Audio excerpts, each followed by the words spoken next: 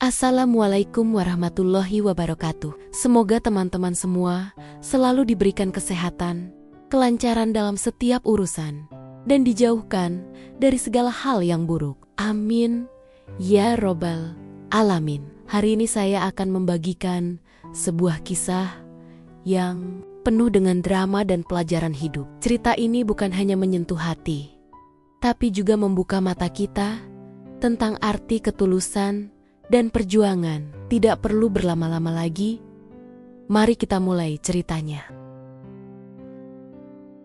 Rumah besar itu berdiri megah di kaki bukit kecil, dikelilingi pepohonan tinggi yang sudah tumbuh sejak zaman ayah Andra masih muda. Bangunan tua itu memiliki nuansa mewah sekaligus sunyi, seakan menyimpan suara-suara yang tak pernah diucapkan. Lampu-lampu temaram di halaman menyala pelan ketika mobil hitam Andra memasuki gerbang utama. Ia menatap rumah itu dengan perasaan campur aduk. Tempat itu adalah rumah masa kecilnya. Namun, sudah bertahan-tahan, ia jarang kembali kecuali di hari-hari penting. Kini, ia pulang karena ibunya jatuh sakit tanpa sebab jelas. Dokter mengatakan penyakitnya fisik, tetapi Andra tahu ada sesuatu yang salah. Ibunya dulu begitu ceria, suka bercocok tanam, suka memasak sesuatu yang aromanya memenuhi dapur. Namun, setelah ayahnya meninggal, ibunya perlahan menjadi pendiam. Dan sejak 2 bulan terakhir, kondisinya terus melemah, seperti kehilangan semangat hidup. Andra turun dari mobil dan menarik napas panjang. Udara rumah itu masih sama dingin, lembab, dan penuh kenangan yang tidak semuanya menyenangkan. Ia menutup pintu mobil dan melangkah masuk ke dalam rumah sambil membawa koper kecil. Suara langkahnya bergema di lantai marmer. Begitu pintu dibuka, seorang perempuan muda muncul dari ruang keluarga. Gadis itu memakai seragam pembantu sederhana, berwarna abu, rambut hitamnya diikat rapi, wajahnya terlihat pucat namun bersih. Ia menunduk sopan. "Selamat datang Pak Andra," ucapnya pelan, suaranya hampir seperti bisikan. Andra mengangguk datar. "Kamu, Rara?" "Iya, Pak." Ia memperhatikan gadis itu sesaat. Posturnya kecil, gerakannya lembut, terlalu lembut. Selain itu, ada rasa canggung pada cara gadis itu berdiri, seakan sedang menjaga jarak, tapi juga memastikan segala sesuatunya aman. Dan yang paling mencolok adalah tatapannya. Rara tidak pernah berani menatap wajahnya lama-lama, hanya sekilas, lalu menunduk kembali. "Bu Santi ada?" tanya Andra, menyebut nama asisten rumah tangga yang sudah bekerja puluhan tahun di rumah itu. "Bu Santi sedang memasak." "Pak, ibu ada di kamar, barusan tidur." Andra hanya mengangguk sebelum berjalan masuk lebih dalam. Rara mengikuti di belakang dengan langkah cepat, tapi hampir tidak bersuara. Gadis itu seakan punya kemampuan berjalan tanpa menimbulkan jejak apapun. Itu hal pertama yang membuat Andra merasa aneh. Ketika ia tiba di ruang tengah, hatinya mencelos. Rumah itu sudah berubah, banyak barang dipindahkan. Beberapa foto keluarga hilang dari dinding, dan susunan vas bunga yang sejak dulu ditata ibunya juga tidak ada.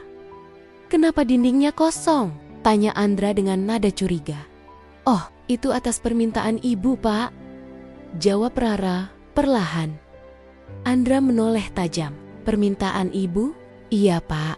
Ibu bilang beliau tidak mau melihat foto-foto lama." Nada suara Rara menurun di bagian akhir.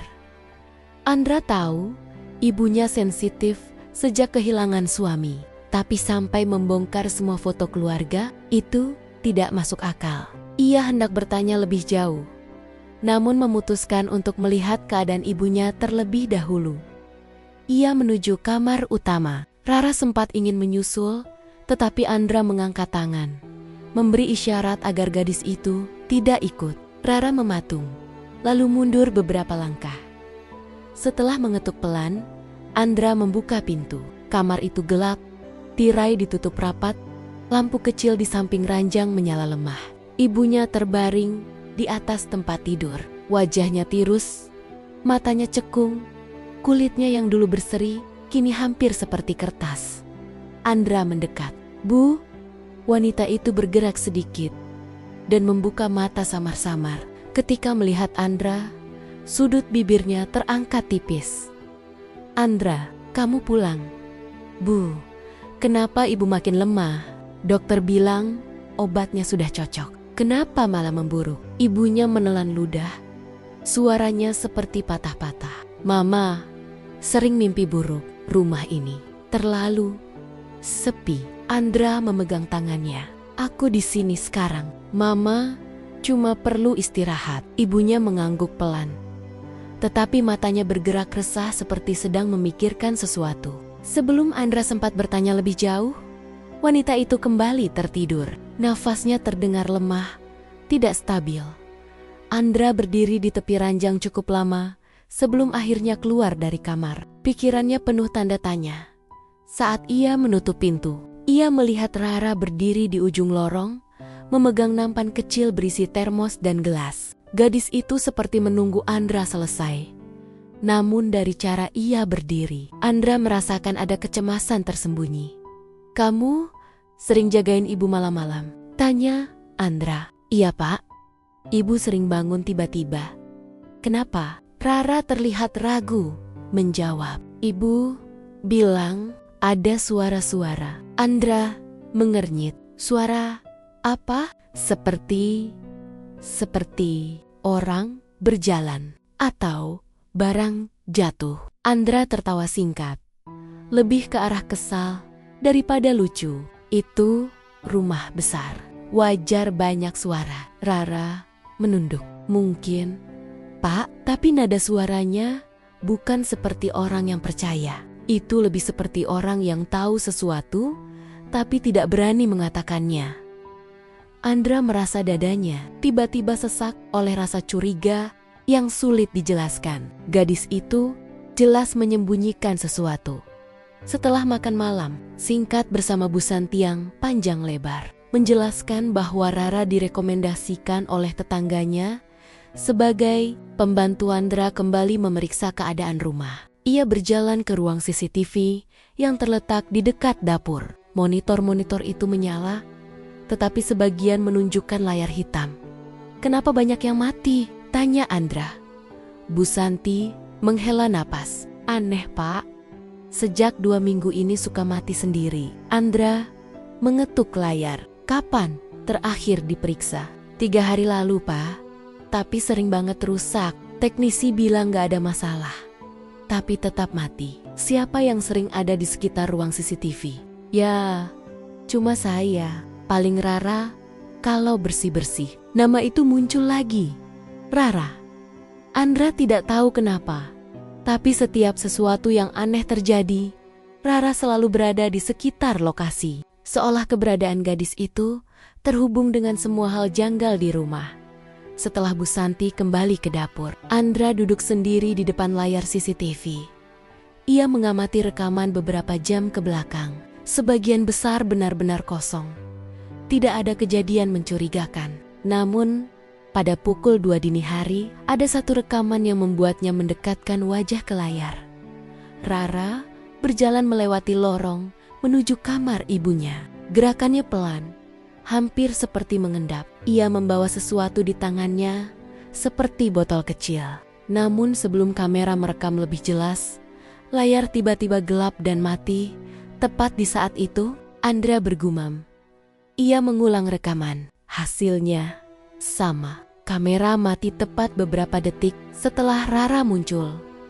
Andra bersandar di kursi, menekan hidungnya dengan telunjuk. Semua itu memang bukan bukti, tapi sangat mencurigakan.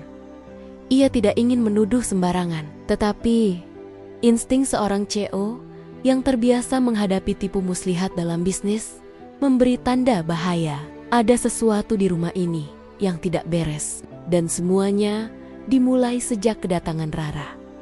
Malam semakin larut. Andra memutuskan turun ke dapur untuk minum. Saat ia melewati ruang tengah, ia melihat sosok kecil di dekat piano, tua piano peninggalan ayahnya. Sosok itu menunduk. Tangannya seakan mengusap permukaan piano dengan gerakan perlahan. Andra mendekat. "Itu Rara. Apa yang kamu lakukan di sini?" tanya Andra agak keras karena terkejut. Rara tersentak, hampir menjatuhkan kain yang ia pegang. "Maaf, Pak, saya cuma bersihin debu. Tadi lihat piano ini kok kotor." "Jam segini?" Andra mengangkat alis. Saya nggak ngantuk." Alasan itu terdengar aneh, sangat aneh. Apalagi gadis itu tidak terlihat seperti orang yang sekadar tidak bisa tidur. Wajahnya pucat, matanya sembab seperti habis menangis atau ketakutan. Andra memperhatikan piano itu. Salah satu tutup tutsnya terbuka sedikit. Bukan posisi yang biasanya dibiarkan ibunya. "Kamu buka ini?"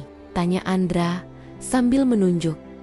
"Tidak, Pak," jawab Rara sambil menggeleng pelan.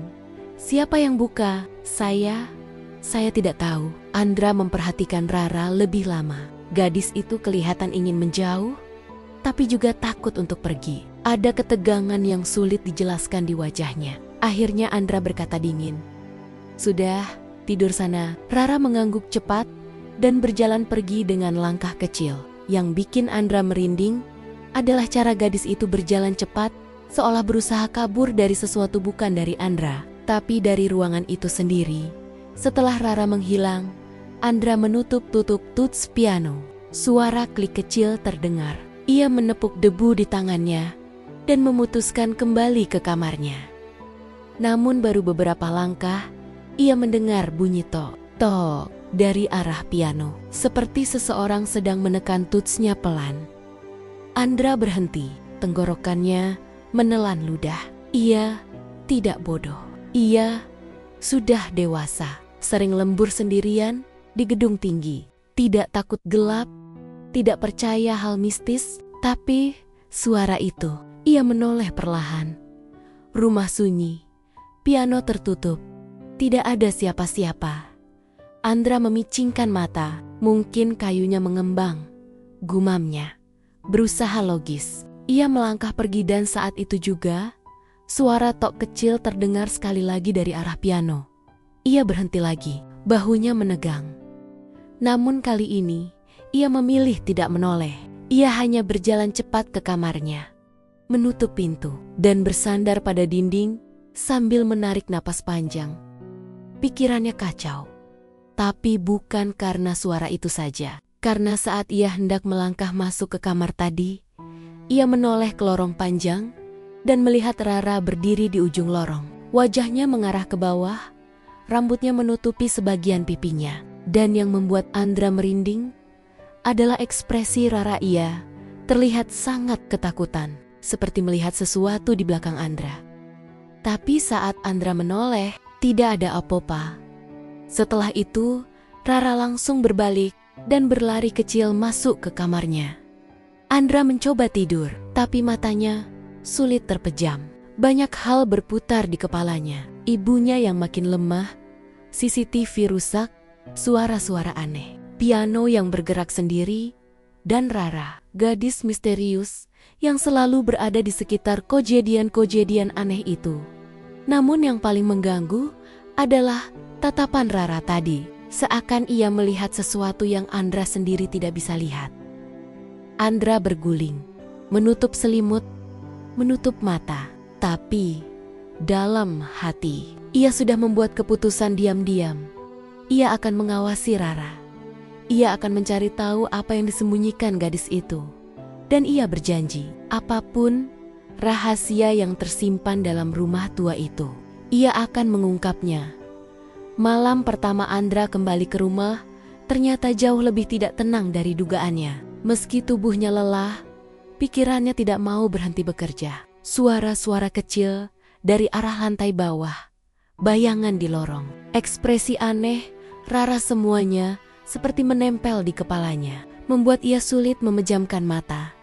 Setelah beberapa jam memaksa diri tidur, akhirnya ia menyerah. Ia bangkit dari kasur, duduk bersandar di kepala ranjang, dan menatap layar ponselnya. Namun baru beberapa detik ia membuka layar, bayangan piano yang mengetuk sendiri tadi kembali terlintas di kepala, membuat bulu kuduknya meremang.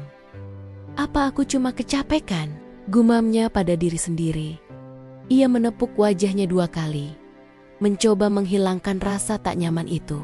Tetapi semakin ia mencoba menenangkan diri, semakin banyak pertanyaan muncul. Tentang ibunya, tentang rumah ini, tentang Rara, tentang semua hal aneh yang tiba-tiba muncul begitu gadis itu bekerja. Ketika akhirnya ponselnya bergetar, Andra terkejut sedikit. Ia mengira ada email kantor atau pesan dari klien luar negeri.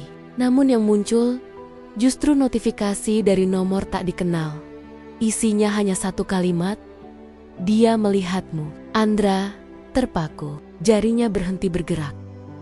Pesan itu tidak punya nama, tidak ada foto profil, tidak ada konteks. Hanya kalimat singkat yang sangat mengganggu. Ia mengetik balasan cepat. "Siapa ini? Centang. 1. Tidak terkirim." Andra mengernyit. Kemungkinan jaringan rumah ini memang buruk. Tapi, tetap saja, pesan itu menambah rasa gelisah yang sudah menumpuk. Ia bangkit dan berjalan ke jendela. Dari balik kaca, halaman rumah terlihat gelap, kecuali lampu kecil di teras. Angin malam menyapu dedaunan, membuat bayangannya bergerak pelan. Rumah itu terasa hidup bukan dalam arti baik, tapi seperti ada sesuatu yang bernafas dayam-dayam di dalamnya. Andra mengusap tengkuknya. Rumah ini semakin aneh. Sejak papa nggak ada, ia menatap kamar ibunya yang berada di seberang lorong. Pintu tertutup rapat, tidak ada suara. Kalau ada yang aneh, aku harus cek keadaan mama, pikirnya. Namun ia menunggu sebentar, memastikan ia tidak akan membuat ibunya kaget. Tetapi sebelum ia sempat keluar kamar, terdengar bunyi halus, seperti suara seseorang berjalan di karpet lorong. Pelan, sangat pelan. Andra meraih gagang pintu. Ia mengintip perlahan. Lorong itu sunyi, seperti biasa. Tidak ada siapa-siapa. Lampu kecil di ujung lorong menyala temaram, membuat dinding terlihat seperti menyerap cahaya. Namun ketika ia hendak menutup pintu, ia mendengar suara yang lebih jelas. Bunyi benda seperti logam jatuh dari arah dapur. Kali ini ia keluar dan berjalan cepat tanpa menyalakan lampu. Langkahnya berat tapi terkontrol. Ia melewati foto-foto besar di dinding lorong yang sebagian sudah dilepas. Ketika tiba di depan tangga, ia menahan napas sejenak. Dari bawah, samar-samar terdengar suara seseorang atau sesuatu bergerak. Andra menuruni tangga perlahan. Ia mencoba membuka ponsel untuk menyalakan senter, tapi tiba-tiba layar ponselnya mati sendiri.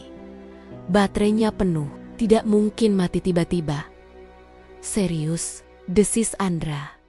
Ia menggenggam ponsel itu erat dan melanjutkan langkah. Begitu tiba di ruang tamu, ia melihat lampu dapur menyala redup, seolah sengaja dinyalakan setengah. Ia mendekat perlahan, jantungnya berdetak lebih cepat.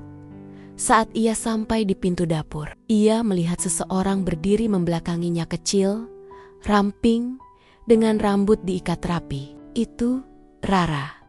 Gadis itu membungkuk ke arah meja, memegang sesuatu di tangannya. "Rara?" panggil Andra, suaranya datar namun tegang. Gadis itu tersentak keras. Botol kecil di tangannya hampir jatuh, namun ia sempat menangkapnya. Ia menoleh dengan wajah pucat.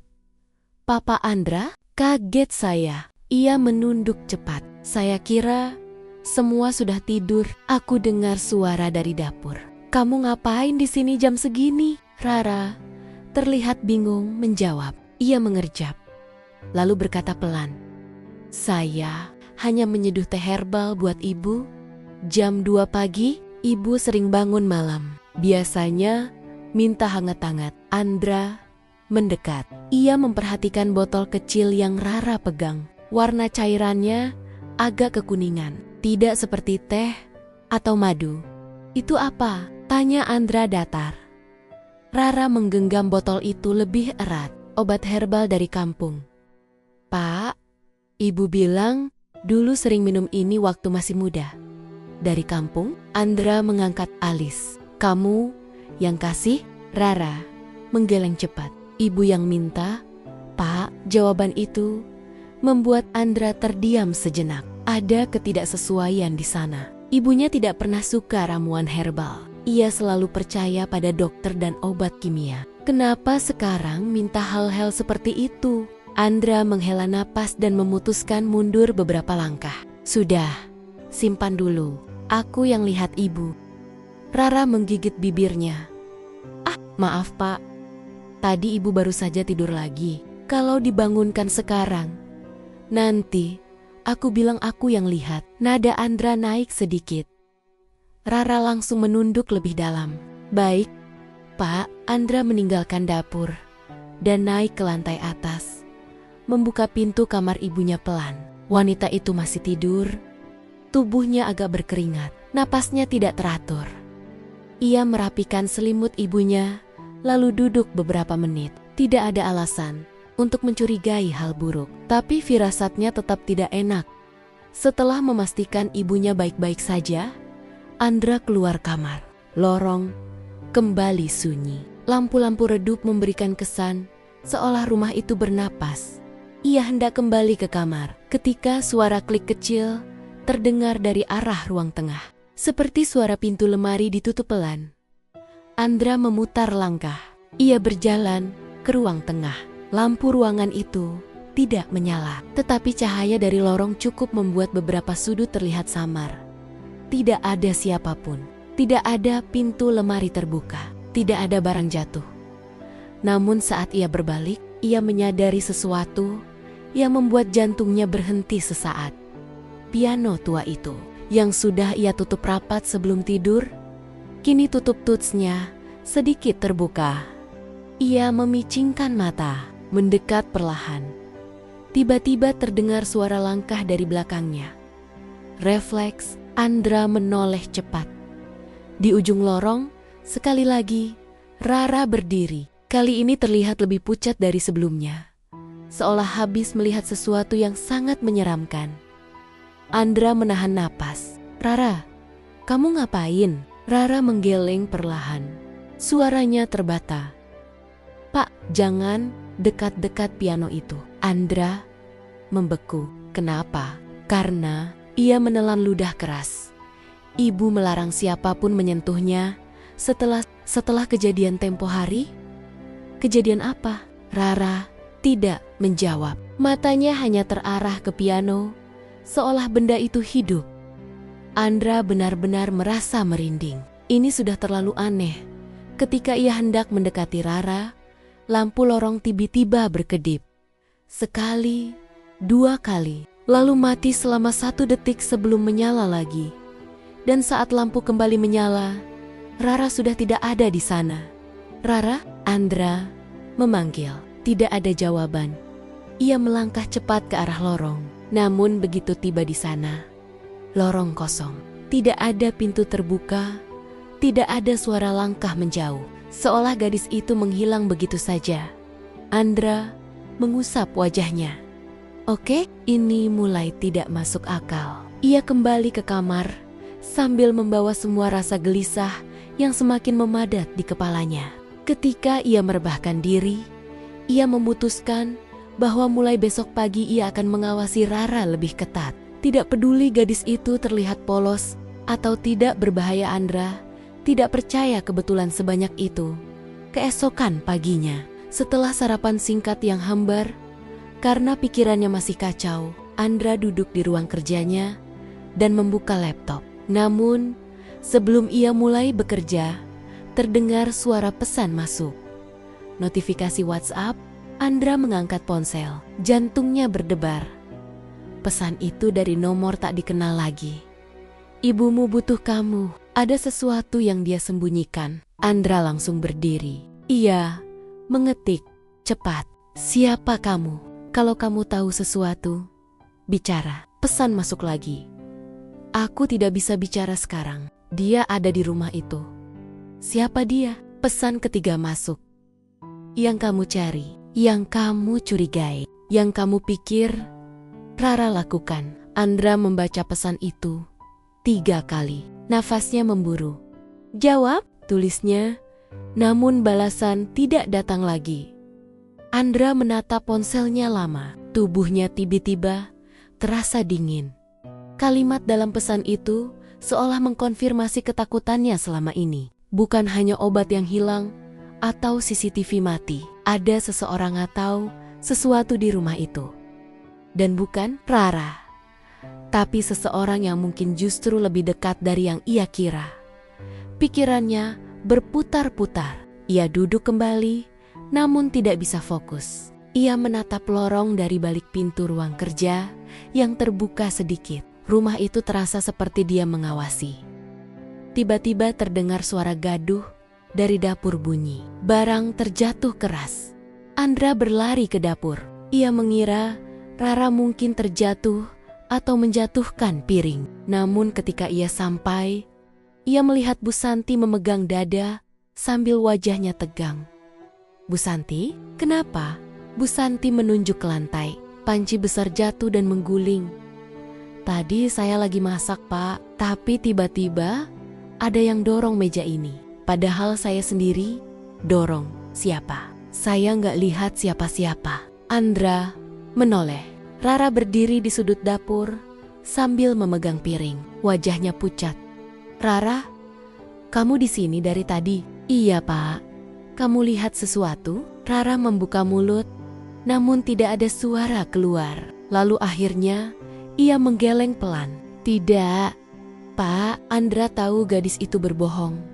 Ia berdiri mendekat dan berkata pelan, namun tegas. Kalau kamu tahu sesuatu tentang rumah ini, tentang ibu, tentang apapun, kamu harus bicara. Rara menunduk lebih dalam. Bibirnya bergetar. Saya nggak bisa bilang sekarang, Pak. Kenapa? Rara mengangkat kepala sedikit. Matanya berkaca-kaca. Karena ada yang mengawasi. Andra terdiam. Suasana dapur mendadak sangat dingin.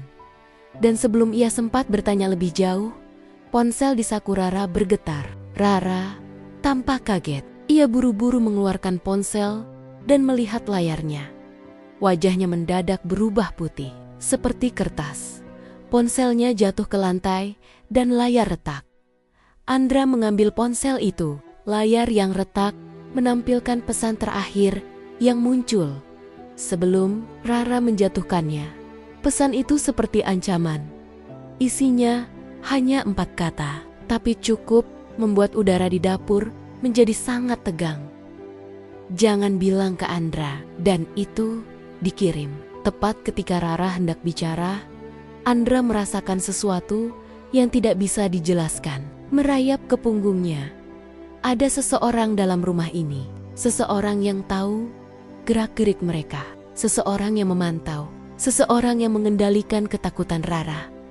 Dan orang itu entah di mana. Namun jelas satu hal, ini baru permulaan. Andra bangun lebih pagi dari biasanya. Tidurnya semalam tidak nyenyak sama sekali. Pikirannya masih dipenuhi tanda tanya besar tentang gadis yang baru tinggal di rumah itu, Rara. Semalaman ia memikirkan ekspresi wajah ibu yang tampak seperti menyembunyikan sesuatu. Ditambah kejadian pintu berderit dan bayangan yang bergerak tanpa struktur jelas. Semua terasa tidak masuk akal bagi orang seperti Andra yang selalu logis dan rasional. Begitu ia membuka mata, ia langsung meraih kemeja di kursi dan berjalan keluar kamar menuju ruangan yang selama ini jarang disentuhnya. Ruang kontrol CCTV yang terletak di lantai 2 dekat perpustakaan kecil. Di tempat itulah semua rekaman kamera rumah besarnya tersimpan dan dikendalikan. Setibanya di ruangan itu, ia menyalakan monitor satu persatu dengan gerakan cepat, bahkan sedikit terburu-buru. Entah kenapa, pagi itu jantungnya berdetak lebih kencang dari biasanya. Bagian dirinya yang paling tenang pun terkalahkan oleh rasa penasaran. Ia duduk, menarik napas panjang, lalu mulai membuka folder rekaman semalam. Kalau ada yang aneh, aku akan tahu, gumamnya pelan. Satu demi satu file yang ia buka memperlihatkan hal yang sama. Gambar patah-patah, layar hitam, atau rekaman yang tiba-tiba berhenti.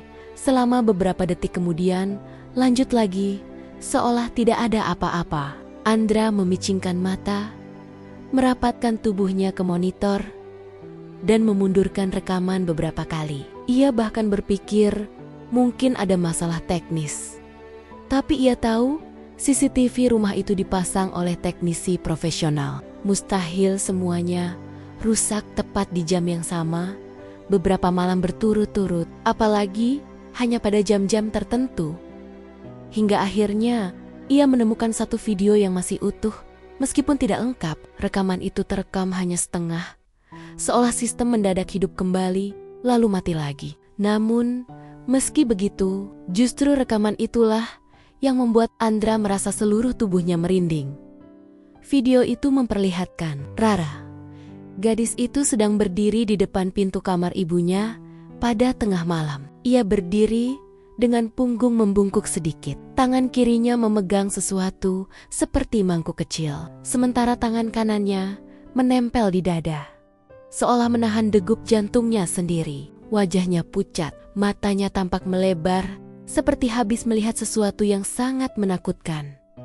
Andra meraih mouse dan memperbesar gambar. Ia menonton beberapa kali sampai hafal setiap gerakan kecil Rara.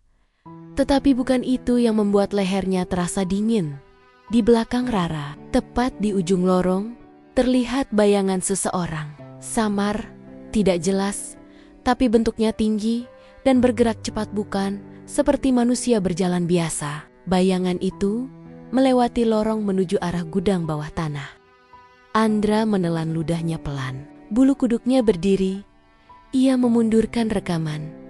Memperlambatnya, bayangan itu masih terlihat. Semakin diperbesar, Andra semakin tidak mengerti bentuknya. Terlalu cepat, terlalu kabur, dan seperti tidak memiliki batas tubuh yang tegas.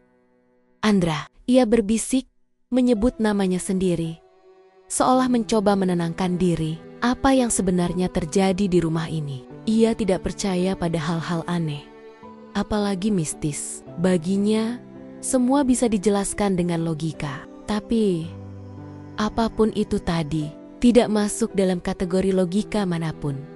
Ia menekan tombol pause, lalu bersandar ke kursi. Matanya mengamati layar tanpa berkedip, mencoba mencari kemungkinan lain. Bayangan orang? Pencuri? Staf lama? Atau Rara bermain drama saat listrik mati? Pikirnya.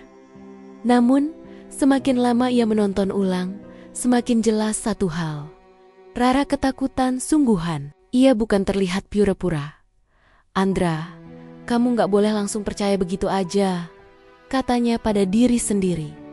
Ia berdiri, menghela napas, dan langsung turun ke lantai bawah, menuju dapur tempat ia tahu Rara biasanya mulai bekerja lebih pagi. Benar saja, gadis itu sedang berdiri di depan wastafel, merendam beberapa gelas sambil membetulkan rambutnya yang diikat setengah asal. Ia tampak seperti biasa, tenang, lembut, tidak banyak bicara.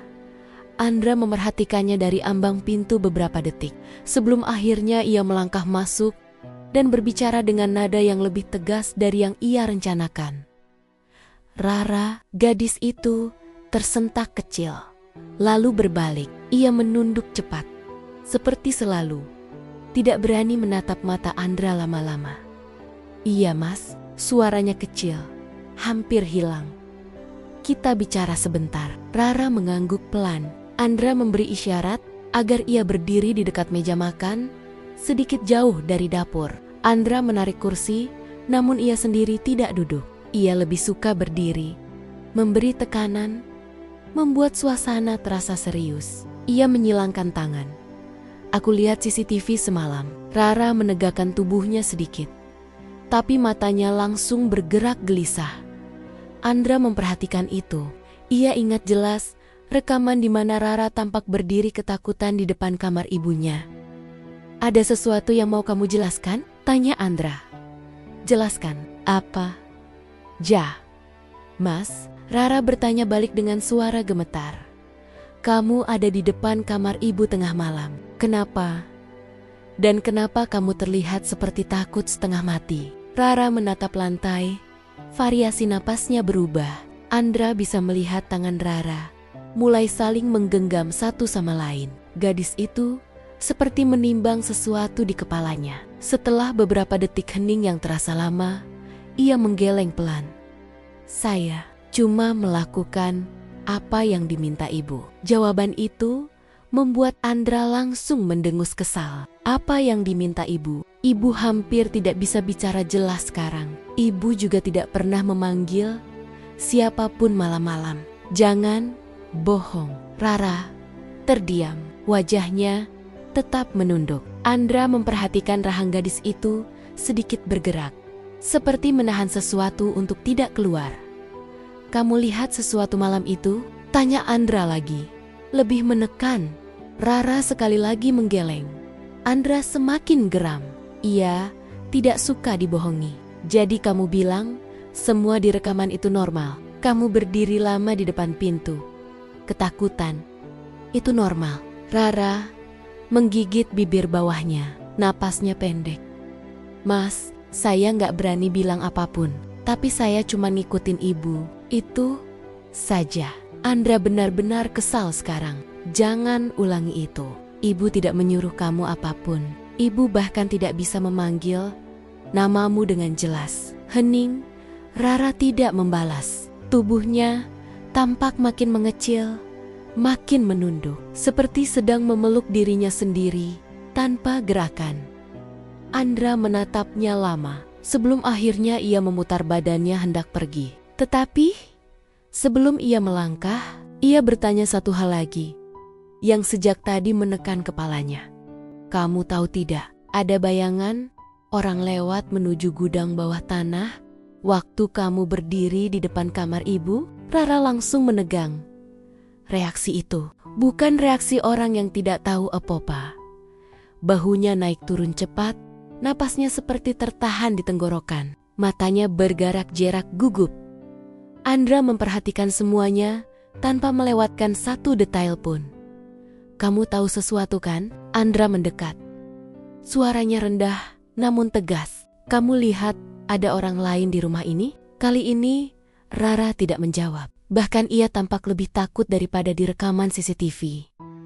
Tangan kecilnya menggenggam erat apron lusuh yang ia kenakan dan lututnya terlihat sedikit bergetar. Anda kenapa diam? Andra menuntut jawaban.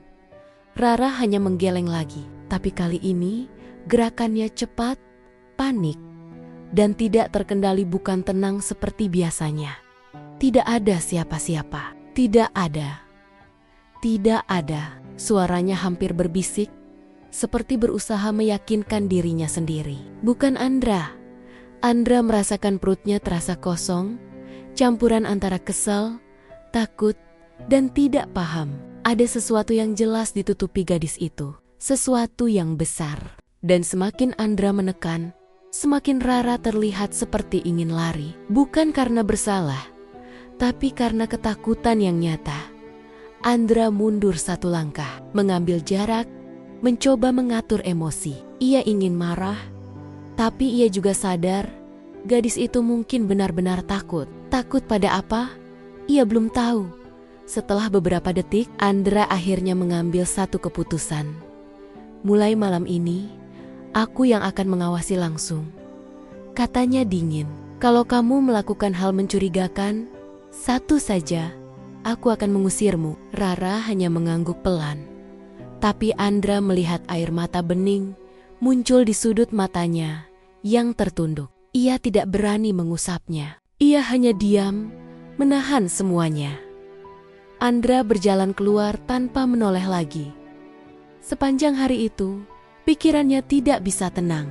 Ia bahkan tidak fokus saat berbicara dengan dokter yang datang memeriksa ibunya. Ia juga tidak fokus saat staf lain berbicara mengenai kebutuhan rumah tangga. Pikirannya selalu kembali pada rekaman CCTV itu, pada bayangan yang bergerak cepat, pada wajah pucat Rara, pada getaran ketakutan yang sulit dipalsukan menjelang sore. Andra duduk di ruang keluarga sambil menonton televisi yang bahkan ia tidak hiraukan.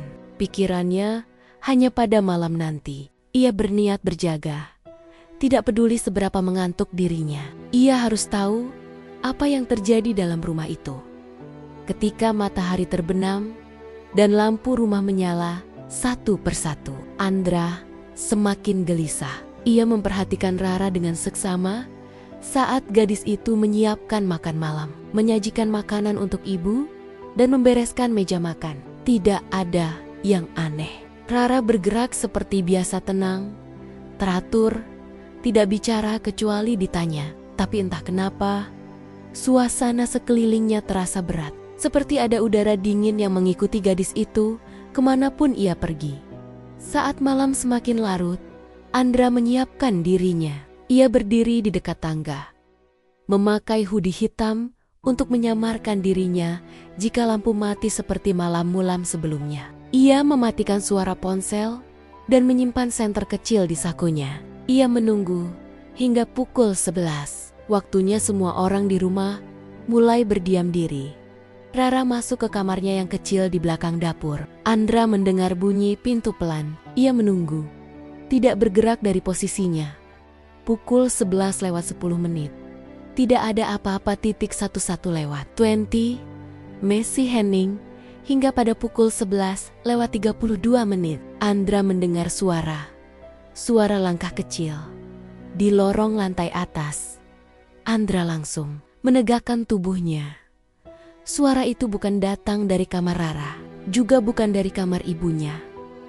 Pelan, teratur, seperti seseorang berjalan tanpa ingin ketahuan, namun tidak cukup halus untuk hilang. Andra meraih pegangan tangga dan naik perlahan. Setiap langkah yang ia ambil dilakukan dengan hati-hati. Ia mendekati ujung lorong dan di sana ia melihatnya. Rara, gadis itu berdiri lagi di depan pintu kamar ibunya dengan wajah pucat, dengan tubuh gemetar. Dan kali ini ia berbisik pada sesuatu di balik pintu yang tidak terlihat Andra. Namun sebelum Andra sempat mendekat, ia mendengar sesuatu dari arah gudang bawah tanah. Suara pintu tua yang berderit perlahan, seperti ada seseorang membuka pintu dari dalam. Dandra menoleh cepat ke arah tangga bawah, lalu kembali ke Rara. Gadis itu menutup mulutnya dengan kedua tangan. Tubuhnya bergetar lebih hebat dari sebelumnya. Andra tidak tahu siapa atau apa yang ada di bawah sana. Tapi yang jelas, Rara tahu. Dan dia ketakutan setengah mati karenanya. Andra tidak bisa mengabaikan suara pintu bawah tanah yang berderit malam itu. Bahkan, setelah Rara tiba-tiba muncul dan membuatnya ragu. Rasa penasaran sekaligus waspada itu terlalu kuat untuk ia biarkan berlalu begitu saja. Sepanjang malam, ia tidak tidur, duduk di sofa dekat tangga bawah, mengawasi setiap jengkal rumah, setiap suara, dan setiap pergerakan bayangan. Rara tidak keluar lagi dari kamarnya. Ibunya pun setelah memanggil lirih, kembali diam seperti biasanya diam, yang membuat dada Andra sesak entah kenapa. Begitu pagi tiba dan cahaya matahari menyusup lewat celah tirai ruang keluarga, Andra baru berdiri. Matanya merah karena kurang tidur, tapi pikirannya sudah bulat. Hari ini ia harus mengetahui apa yang sebenarnya terjadi di bawah rumah ini. Ia menunggu hingga semua pekerja rumah keluar berbelanja ke pasar, menyisakan hanya dirinya, Rara, dan ibunya di rumah. Begitu suasana cukup tenang, Andra berjalan turun menuju lorong yang mengarah ke gudang bawah. Setiap langkah terasa seperti memanggil kembali kenangan masa kecil yang tidak ingin ia ingat. Tempat gelap, bau lembab, dan suara aneh yang dulu ia kira hanya imajinasi anak kecil. Namun kini, setelah rekaman CCTV dan kejadian semalam, semuanya terasa lebih nyata dari sebelumnya. Saat ia sampai di depan pintu besi tua itu, ia menarik napas dalam-dalam. Tangannya meraih gagang pintu. Selama bertahun-tahun, pintu ini selalu terkunci. Bahkan ayahnya dulu melarang keras Andra kecil masuk ke dalamnya. Masih ia ingat kata-kata ayahnya, jangan pernah buka pintu itu sendirian. Sejak ayahnya meninggal beberapa tahun lalu, tidak ada lagi yang menyebut soal ruangan ini. Andra bahkan lupa kunci pintu itu ada di mana, karena ia menganggap tempat itu tidak penting. Namun tadi malam, ketika ia menyentuh gagang itu, pintu terbuka sedikit. Itu yang membuatnya semakin yakin ada sesuatu atau seseorang yang berkeliaran di rumah besar ini. Dengan hati-hati, ia menarik gagang pintu lagi. Pintu itu membuka tanpa suara, seolah memang sudah lama menunggunya. Andra berdiri di ambang pintu, menatap gelap pekat yang menyergap dari dalam. Udara dingin menyeruak keluar, membawa aroma lembab, tanah basah, dan sesuatu yang ia tidak bisa kenali. Sesuatu yang membuat tengkuknya terasa dingin. Ia menunduk sedikit, mencoba melihat ke dalam. Cahaya dari lorong tidak cukup menerangi ruangan di bawah. Ia akhirnya meraih senter kecil yang tadi ia selipkan di kantong celana dan menyalakannya. Cahaya putih itu langsung memecah kegelapan. Tangga kecil yang terbuat dari kayu tua terlihat memanjang ke bawah. Andra memulai langkah pertamanya dengan hati-hati, memastikan setiap pijakan aman. Tangga itu berderit, tapi tidak patah. Ia terus turun hingga akhirnya kakinya menyentuh lantai semen dingin. Ruangan itu lebih luas dari yang ia bayangkan. Debu menempel di mana-mana. Rak-rak tua penuh buku usang dan barang-barang lama keluarga terlihat berderet seperti penjaga masa lalu. Di pojok ada tumpukan kotak kayu yang sudah rapuh dimakan usia. Lampu kuno tergantung dari langit-langit, tapi mati dan dipenuhi sarang laba-laba. Andra menyapu ruangan dengan cahaya senter, mencoba menemukan apapun yang membuatnya merinding semalam.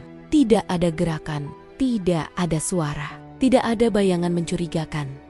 Namun saat ia melangkah lebih jauh, ia melihat sesuatu yang benar-benar membuat jantungnya berhenti sepersekian detik. Jejak kaki. Kecil, ramping, dan jelas sangat baru karena jejak itu memecah debu tipis di lantai, meninggalkan garis tegas. Jejak sepatu kecil seseorang. Jejak itu mengarah ke sudut ruangan yang tertutup tirai besar berwarna abu kusam. Tirai itu tampak usang dan sedikit robek di beberapa bagian, seolah tidak pernah disentuh selama bertahun-tahun. Tapi jejak kaki itu tidak bohong. Seseorang atau sesuatu telah masuk ke balik tirai itu. Andra memicingkan mata, menahan napasnya, dan melangkah perlahan-lahan menuju tirai tersebut. Semakin ia dekat, semakin bulu kuduknya berdiri. Entah karena dingin atau firasat buruk ia sendiri tidak yakin. Ketika ia hampir sampai, ia mendengar suara langkah kecil dari atas sangat pelan dan cepat, seperti seseorang berlari tergesa-gesa. Dan sebelum ia sempat menyibakkan tirai itu, "Pak Andra! Pak Andra, jangan masuk ke sana." Suara Rara menggema dari lorong atas. Teriakan itu bukan seperti teriakan orang yang takut ketahuan, melainkan teriakan orang yang benar-benar takut sesuatu akan terjadi. Panik itu begitu jelas, sampai membuat tubuh Andra ikut terkejut. Refleks berhenti di tempat. Rara muncul di tangga. Wajahnya pucat, nafasnya terengah. Rambutnya berantakan seperti ia berlari sekuat tenaga. Seketika Andra merasa ada sesuatu yang tidak biasa. "Kenapa kamu di sini?" Suara Andra rendah namun tegas, mencoba mengontrol situasi. Namun Rara bukannya menjawab. Ia justru turun setengah berlari, hampir tersandung saat mencapai lantai. Kemudian meraih lengan Andra dengan tangan yang dingin dan gemetar. "Jangan buka tirainya, Pak. Tolong." "Jangan." Suaranya pecah, hampir seperti orang menangis ketakutan. Andra mengernyit. "Rara, kamu sebenarnya siapa? Dan kamu sembunyikan apa di rumah ini?" Rara menunduk. Giginya seperti gemeretak menahan emosi. Ia menggenggam lengan Andra lebih erat sebelum melepaskannya perlahan, lalu berbalik membelakangi tirai itu, seolah melindungi sesuatu di belakangnya. Saya bukan siapa-siapa, gumamnya. Kamu bohong, Andra menegaskan sambil menahan marah dan bingung sekaligus. Semalam kamu ada di depan kamar ibu. Di jam yang seharusnya kamu tidur. Kamu ketakutan. Kamu bilang, kamu cuma ngikutin ibu. Dan sekarang, kamu tahu aku ada di gudang ini sebelum aku turun. Kamu tahu banyak hal aneh di rumah ini. Rara, kamu tahu sesuatu yang aku nggak tahu. Rara memejamkan mata. Sesaat ia seperti ingin berkata jujur. Namun ragu apakah Andra akan mempercayainya atau justru mengusirnya. Ia menarik napas panjang, mencoba menahan suaranya agar tidak pecah. Kalau saya bilang, Bapak nggak akan percaya, katanya lirih. Andra mengerutkan alis. Coba saja, aku yang tentukan percaya atau tidak. Rara menggigit bibirnya. Matanya bergerak cepat, seperti menimbang sesuatu.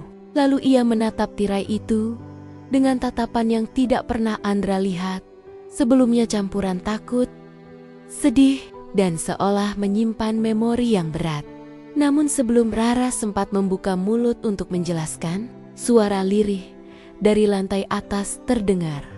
Andra, suara itu tipis, serak, hampir seperti angin. Tapi Andra tahu persis siapa pemilik suara itu. Ibunya. Panggilan itu membuat jantung Andra langsung mencelos. Suara ibunya jarang terdengar akhir-akhir ini karena kondisi tubuh yang semakin lemah. Jika sampai memanggil namanya dari lantai atas, pasti ada sesuatu. Andra menatap ke tangga, lalu kembali menatap Rara. Wajah Rara berubah semakin pucat. Tanpa menunggu lebih lama, Rara berbalik dan berlari secepat yang ia bisa menuju tangga, mendahului Andra tanpa sempat berkata apapun. Gerakannya begitu cepat, bahkan Andra sempat terdiam melihatnya. Rara berlari seperti orang yang sedang dikejar sesuatu yang mengerikan. Andra menghela napas dengan kasar, kebingungan bercampur kekhawatiran. Ia menatap tirai itu sekali lagi. Jejak kaki itu masih terlihat jelas di depannya, namun suara ibunya lebih penting. Ia memutuskan untuk meninggalkan penyelidikan itu sementara waktu.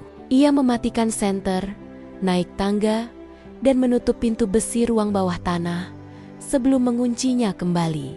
Hatinya tidak tenang, tapi ia tahu ia harus mengecek kondisi ibunya dulu. Begitu sampai di lantai atas, ia melihat pintu kamar ibunya terbuka. Rara sedang duduk di sisi ranjang, memegang tangan ibunya dengan lembut dan tampak berusaha menenangkan wanita tua itu. Ibunya tampak gelisah, napasnya pendek, matanya setengah terbuka, namun tidak fokus, seolah melihat sesuatu yang tidak terlihat oleh orang lain. Andra mendekat, mengabaikan Rara sementara. "Bu, ibu," panggil Andra. Suaranya lembut namun cemas. Ibunya menggerakkan bibirnya pelan, mengucapkan sesuatu yang tidak jelas. Andra mencondongkan tubuhnya, mencoba mendengarnya lebih dekat. "Jangan, buka," katanya pelan, nyaris seperti mimpi. Andra membeku. "Apa, Bu? Jangan, buka apa?" Ibunya tidak menjawab. Matanya menatap kosong ke arah pintu kamar, bukan ke arah Andra ataupun Rara. Rara menunduk, wajahnya menegang, seperti tahu betul apa maksud ucapan ibu Andra tadi. Tangan kecilnya mengusap punggung tangan ibu Andra dengan lembut. Andra berbalik ke arah Rara, matanya keras penuh pertanyaan. "Tadi ibu bilang, jangan buka." Dia bicara soal apa? Rara terdiam. Andra semakin menekan. Apa itu berkaitan dengan gudang bawah tanah? Rara menunduk dalam-dalam, lalu menggeleng lemah. Tapi Andra tahu, gerakan itu bukan penolakan melainkan ketakutan. Ia terlihat seperti seseorang yang ingin mengatakan sesuatu, tapi terikat oleh sesuatu yang tidak ia mengerti. "Aku tanya baik-baik, Rara. Ada apa sebenarnya di ruangan itu?" Rara membuka mulutnya, namun suara yang keluar hanya sepotong kalimat lirih. "Saya cuma Disuruh menjaga. Menjaga apa? Menjaga siapa? Andra menuntut. Tetapi sebelum ia bisa memaksa lebih jauh, ibunya tiba-tiba batuk keras, membuat Andra langsung panik dan fokus pada kondisi sang ibu. Rara dengan cepat mengambil segelas air hangat di meja kecil, membantunya minum sedikit. Andra membantu memapah ibunya agar lebih nyaman. Setelah beberapa menit, ibunya kembali tenang. Meski matanya tampak sayu dan lelah, Andra merapikan selimut, memastikan semuanya aman sebelum ia berdiri. Rara tetap di samping ranjang, seperti biasa. Namun sorot mata gadis itu berbeda. Ada sesuatu yang sedang ia sembunyikan, sesuatu yang ia takuti akan keluar jika Andra terus menekan. Saat Andra berdiri dekat pintu, ia menatap Rara lama-lama. "Kita belum selesai bicara," katanya pelan, namun tegas. Rara mengangguk, tidak berani menatap balik. Andra keluar dari kamar itu dengan langkah berat. Hari itu terasa panjang bagi Andra. Ia mencoba kembali ke ruang bawah tanah beberapa kali, tapi setiap kali ia hendak mengambil kunci atau menyentuh gagang pintu besi itu, suara ibunya terngiang lagi di kepala. "Jangan, buka." Namun rasa penasaran itu tidak hilang, justru bertambah. Ia berjalan kembali ke ruang kerjanya, duduk di kursi, memandangi layar komputer tanpa benar-benar melihatnya. Pikirannya penuh dengan pertanyaan. Siapa yang meninggalkan jejak kaki itu? Kenapa CCTV sering mati? Apa yang dilihat Rara setiap malam? Kenapa ibunya terlihat takut? Dan yang paling mengganggu, apa yang berada di balik tirai usang di ruang bawah tanah itu? Sekitar sore hari, ketika rumah mulai kembali ramai oleh suara para pekerja yang pulang dari pasar, Andra keluar dari kamarnya. Ia berjalan ke arah dapur untuk mencari minum. Namun begitu ia sampai di dekat meja makan, ia melihat sesuatu yang membuatnya berhenti melangkah. Rara, gadis itu berdiri diam sambil menatap pintu belakang rumah, pintu yang mengarah ke taman kecil dan pagar tinggi. Wajahnya tampak serius, tidak seperti biasanya.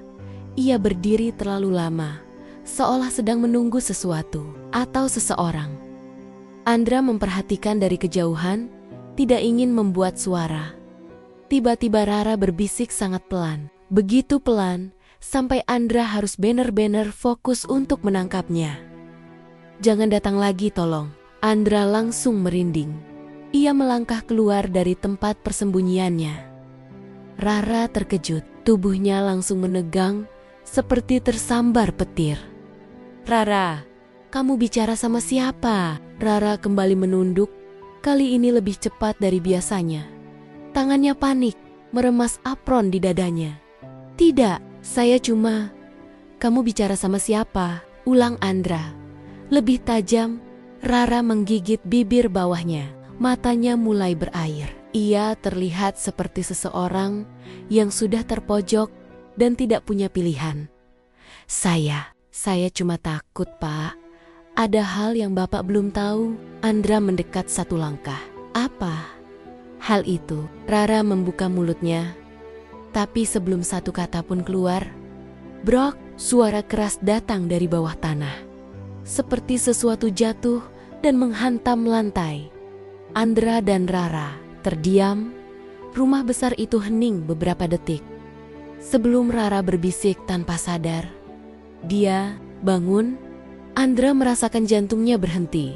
Bukan hanya karena kata-kata itu, tapi karena cara Rara mengatakannya. Bukan takut, bukan kaget, melainkan pasrah. Seolah ia tahu kejadian itu pasti terjadi. Ibu Andra memegang tangan Rara dengan erat, seolah sedang memegang sesuatu yang sangat berharga, sesuatu yang tidak boleh diambil darinya. Saking eratnya, jari Rara sampai memucat, tapi gadis itu tidak menarik tangannya. Ia justru duduk lebih dekat, menatap wajah perempuan setengah renta yang terbaring lemah itu dengan sorot mata campuran cemas dan sayang. Perasaan yang di mata Andra terlihat terlalu berlebihan untuk hubungan majikan dan pembantu yang baru dikenal. Pemandangan itu membuat dada Andra terasa sempit. Ia berdiri di ambang pintu, kedua tangannya mengepal. Suara ibu yang serak dan lemah membuatnya tersadar dari rasa kesal yang menumpuk. "Andra, jangan marah," bisik ibunya. Andra melangkah masuk, mencoba menutupi emosinya dengan nada tegas. "Ibu, kenapa ibu dekat sekali sama pembantu baru ini? Ibu bahkan baru kenal dia 2 bulan." Ibunya menatapnya, mata yang berair dan gemetar saat ingin menjelaskan sesuatu. "Andra, Rara itu bukan orang asing. Dia..." Kata-kata itu seperti membentur dinding ketika tiba-tiba ibunya terdiam, napasnya tersengal, dan tubuhnya limbung. Rara panik, memeluknya menepok-nepok bahunya dengan gerakan cepat namun terkontrol. Ibu, tolong, Pak Andra, panggil dokter." Suara Rara pecah. Andra langsung berlari keluar, memanggil dokter keluarga yang sudah standby setiap hari. Tapi entah kenapa, saat itu detik berjalan terasa sangat lambat. Waktu serasa memanjang, seperti permainan yang sengaja dibuat untuk menyiksa. Ketika dokter akhirnya datang dan melakukan pemeriksaan cepat, Andra hanya berdiri di luar kamar dengan napas berat, melihat lewat celah pintu. Rara duduk di sebelah ibunya, memegang tangan perempuan itu dengan mata sembab. Entah kenapa, pemandangan itu membuat dada Andra terasa semakin panas. Ia tidak tahu apakah yang ia rasakan itu marah, curiga, atau campuran keduanya. Setelah dokter selesai dan mengatakan bahwa kondisi ibu sudah stabil, meski perlu banyak istirahat, Andra mengantar dokter keluar. Begitu dokter pergi, Andra langsung kembali ke kamar ibunya, berhenti beberapa langkah dari tempat Rara berdiri. "Kita bicara," ujarnya pendek. Nada suaranya tidak keras, tapi cukup tegas untuk membuat Rara menunduk dalam. "Saya ngurus ibu dulu sebentar, Pak," ucap Rara sambil melirik perempuan tua yang tertidur. Sekarang, Andra menahan suaranya agar tidak meledak. Rara mengangguk pelan, lalu berjalan keluar kamar. Mereka berhenti di ruang tengah, tempat lampu gantung besar menyala kekuningan, menciptakan beanan-beanan panjang yang membuat suasana rumah terasa semakin dingin. Beberapa detik berlalu tanpa suara, hanya terdengar detik jam dinding yang berdetak sangat pelan tapi terasa menusuk. "Aku mau jawaban," kata Andra akhirnya. "Semua hal aneh yang terjadi sejak kamu masuk ke rumah ini bukan kebetulan. Obat ibu salah tempat, CCTV mati, banyak barang yang hilang, bayangan di rekaman. Kamu tahu sesuatu dan kamu harus jelaskan sekarang." Rara tetap menunduk, bahunya gemetar halus, entah karena takut atau mencoba menahan sesuatu. Ia menelan ludah. "Saya datang ke rumah ini karena seseorang memaksa saya, Pak." Andra mengernyit. "Memaksa? Siapa?" "Seseorang yang selama ini Bapak cari," jawab Rara pelan. "Orang yang bikin obat ibu berubah, bikin CCTV mati, dan bikin barang-barang ibu hilang." Andra terdiam beberapa saat. Ia merasa ada sesuatu yang dingin merayap dari punggungnya ke tengkuk. Pasalnya, ia memang sudah mencurigai kemungkinan adanya pihak ketiga. Tapi mendengarnya langsung dari mulut Rara terasa jauh lebih mengganggu. "Siapa?" ulangnya dengan tekanan. Rara menggigit bibirnya seolah takut mengucapkan nama itu. Saking takutnya, ia memejamkan mata sebentar sebelum akhirnya membuka mata dan menatap lantai dengan tatapan kosong. "Orang itu tinggal di rumah ini," katanya lirih. Andra menahan napas. Kata-kata itu seketika mengubah suasana. Lampu ruang tengah yang temaram terasa lebih dingin. Bayang-bayang di sudut ruangan seakan menebal. Udara mendadak seperti kehilangan oksigen. "Apa maksudmu? Orang itu tinggal di rumah ini?" Andra mendekat setengah langkah. "Siapa? Karyawan lama? Orang luar yang nyusup? Atau kamu sendiri yang..." Bukan saya, Pak. Rara langsung mengangkat wajahnya. Lebih cepat daripada yang Andra kira. Matanya berkaca-kaca. Tapi bukan karena ingin membela diri. Lebih seperti ketakutan pada sesuatu yang lebih besar dari dirinya. Kalau saya mau jahat, saya nggak bakal ngelaporin ini ke Bapak. Kalau begitu jelaskan. Andra menahan emosi. Siapa yang maksa kamu masuk? Apa maksudnya tinggal di rumah ini? Kenapa ibu bilang kamu bukan orang asing? Rara meremas ujung bajunya, seperti sedang berusaha meraih nyali yang entah di mana letaknya. Bapak gak akan percaya, gumamnya. Coba saja. Rara menghela napas panjang, seperti sedang menarik keberanian terakhirnya. Saya sebenarnya sudah pernah datang ke rumah ini 5 tahun lalu, ucapnya. Waktu itu saya bukan pembantu. Saya cuma anak kecil yang datang buat mencari seseorang. Andra semakin bingung. Mencari siapa? Rara mendongak, menatap mata Andra. Mencari ibu bapak. Andra merasakan jantungnya mencelos. Untuk apa kamu cari ibu saya? Karena ibu bapak nyelamatin nyawa saya waktu kecil, jawab Rara pelan. Dan waktu itu ibu bapak nitip pesan. Andra tidak berkedip. Pesan? Pesan apa? Rara menjilat bibirnya yang kering. Suaranya bergetar. Kalau suatu hari saya harus kembali ke rumah ini, itu berarti seseorang di dalam rumah ini bakal nyakitin dia. Andra mematung. Kata-kata itu seperti palu yang menghantam kepalanya. Dan saya kembali karena ada yang nyuruh. Lanjut Rara. Saya diminta jaga ibu bapak, tapi juga diminta diam. Nggak boleh bilang apa-apa ke bapak. Saya cuma disuruh ngawasi dan kalau perlu menyelamatkan. Andra merasa darahnya berdesir antara bingung dan marah. Siapa yang nyuruh kamu? Rara menatapnya dengan mata memerah. Seseorang yang bilang dia punya hubungan dekat sama keluarga ini. Nama? Ujar Andra pendek. Rara menggeleng. Saya nggak boleh nyebut.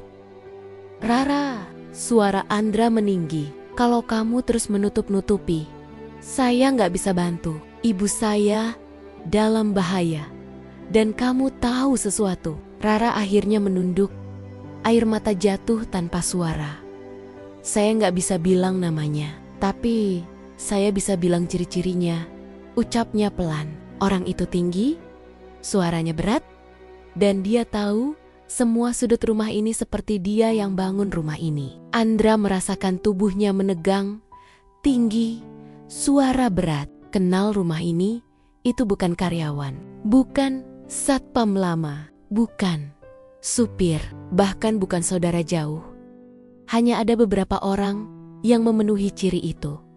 Tapi dari semua kemungkinan, hanya satu nama yang tiba-tiba muncul di kepala Andra. Nama yang selama ini ia hindari untuk ia pikirkan. Nama yang ia buang jauh sejak bertahan-tahan lalu, karena tidak ingin membawa masa lalu itu kembali ke hidupnya. Nama seseorang yang seharusnya sudah tidak punya urusan lagi dengan keluarga mereka. Tetapi Andra tidak mau gegabah. Ia belum bisa menuduh tanpa bukti. Dan sebelum ia sempat melanjutkan interogasi, suara langkah kaki terdengar dari lantai 2, lambat, menyeret, seolah seseorang berjalan tanpa berniat menyembunyikan diri. Suara itu membuat keduanya menoleh secara refleks. Andra mengira mungkin itu ibunya yang bangun, tapi langkahnya terlalu berat untuk seorang perempuan tua. Selain itu, langkah itu berhenti tepat di ujung tangga, tanpa turun satupun anak tangga, hanya berdiri, diam, mengawasi. Rara memucat seketika, bibirnya bergetar. Pak, jangan lihat ke atas, bisiknya. Tapi Andra justru melakukannya. Ia mendongak, dan apapun yang ia lihat di atas sana, membuat tubuhnya langsung merinding di ujung tangga. Antara temaram lampu dan bayangan, terlihat siluet seseorang berdiri tegap. Seseorang yang seharusnya tidak ada di rumah itu. Seseorang yang seharusnya tidak mungkin kembali, seseorang yang selama ini dikira Andra sudah menghilang dari hidup mereka untuk selamanya. Seseorang yang, kalau benar, bukan hanya Rara, yang dalam bahaya tapi seluruh rumah. Andra menahan napas. Siluet itu menatapnya, lalu perlahan menghilang ke balik kegelapan. Dia ada di sini, bisik Rara. Tubuhnya gemetar hebat. Dia, udah balik Pak. Andra mengepalkan tangan. Siapa dia? Rara menutup mata. Air matanya mengalir. Orang yang ibu bapak paling takuti. Dan malam itu, untuk pertama kalinya sejak ia pulang, Andra menyadari bahwa rasa curiganya pada Rara hanyalah bagian kecil dari teka-teki rumah besar itu. Ada sesuatu yang jauh lebih mengerikan bersembunyi di dalamnya. Sesuatu yang selama ini tidak dilihatnya. Dan Rara hanya salah satu korban. Andra mengepalkan tangannya begitu kuat sampai buku jarinya memutih. Kata-kata Rara terus berputar di kepalanya, menabrak logikanya berkali-kali. Ia mencoba mengatur napas, tapi dadanya tetap terasa sesak. Tidak ada satupun penjelasan yang masuk akal, kecuali kenyataan bahwa gadis kecil bernama Rara ini sedang menyembunyikan sesuatu yang besar. Sesuatu yang berhubungan langsung dengan keluarganya. Siapa dia? Di mana dia? Suara Andra bergetar marah. Tapi lebih dari itu, ada kegelisahan yang ia tidak bisa sembunyikan. Rara memandangnya dengan mata basah. Bibirnya bergetar. Saya nggak bisa bilang kalau Bapak belum lihat sendiri. Reaksi itu membuat Andra semakin tidak sabar. Tapi ia menahan diri. Gadis itu terlihat ketakutan. Bukan karena Andra, tapi karena sesuatu atau seseorang yang ada di dalam rumah itu. Sesuatu yang membuatnya gemetar setiap kali suara langkah terdengar. Sesuatu yang selama ini mengawasi diam-diam. Anda harus lihat, bisik Rara akhirnya. Tapi, Bapak siap? Andra hanya mengangguk. Walau jujur, ia belum siap. Ia hanya ingin jawaban. Ia ingin menghentikan semua keanehan yang menyesakkan ini. Ia ingin tahu siapa yang berani mengganggu ibunya dan kenapa itu terjadi. Rara menuntunnya berjalan melewati lorong menuju pintu bawah tanah. Lorong itu terasa berbeda. Kali ini lebih sunyi, lebih dingin. Seolah seluruh suasana rumah berubah sejak pengakuan Rara di ruang tengah. Lampu-lampu gantung menyala, kuning redup. Bayangannya bergetar lembut di dinding. Setiap langkah Andra bergema, berbaur dengan langkah kecil Rara yang jauh lebih ringan. Saat mereka tiba di depan pintu bawah tanah, udara terasa lebih lembab. Bau debu dan kayu tua menyengat samar. Rara memegang kenop pintu dengan tangan gemetar. Pak, kalau Bapak lihat apa yang ada di bawah, Bapak jangan kaget. Andra tidak menjawab. Ia hanya menatap gadis itu tanpa berkedip. Menunggu. Rara membuka pintu perlahan. Bunyi gesekan engsel tua terdengar melolong panjang, membuat bulu kuduk Andra berdiri. Tangga kayu di bawah tampak gelap, tapi cahaya lampu redup dari ruang bawah tanah terlihat samar.